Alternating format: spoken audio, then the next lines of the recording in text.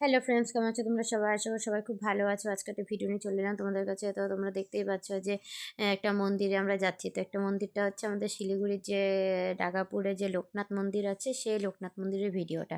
তো যখন বাড়িতে গিয়েছিলাম তখন তো তোমাদের বলেছি যে মন্দিরে গিয়েছি, তোমরা তো এমনি ভিডিওটা তো দেখেছোই।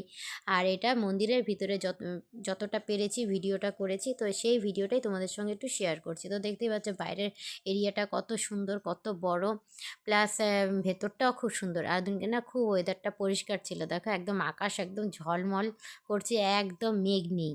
আর কি সুন্দর রোদও উঠেছে। তো মন্দিরের চত্বরটা এতটা সুন্দর জায়গা।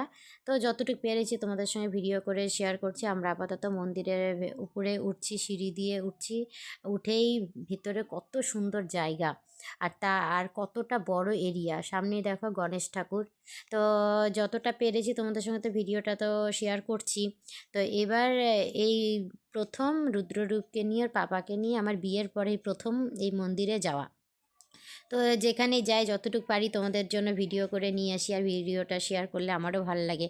যারা শিলিগুড়িতে থাকো তারা তো এই মন্দিরে গিয়েছোই, তারা তো জানোই।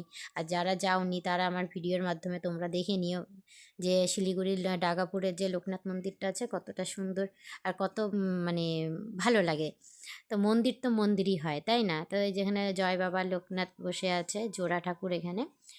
ওটা আগের মনে হয়, ওটা আগের, এই ঠাকুরটা মনে হয় আগের, আমার এতটা জানা নেই। তো যাই হোক, খুব সুন্দর, যতটুকু পেরেছি তোমাদের সঙ্গে একটু শেয়ার করছি। আর তোমরা দেখে নিও মন্দিরের পাশে পুকুর, তারপরে মন্দিরের পাশ দিয়ে একটা ঝিলের মতন আছে, সেখানে না সুন্দর সুন্দর কচ্ছপও আছে, বেশ অনেকগুলা কচ্ছপ। রুদ্ররূপ তো দেখে খুব আনন্দ পেয়েছে, তো তার সঙ্গে তোমাদেরকেও একটু দেখিয়ে দিলাম। তো যাই হোক, ভিডিওটি ভালো লাগলে লাইক, কমেন্ট, শেয়ার আর সাবস্ক্রাইব করতে ভুলো না।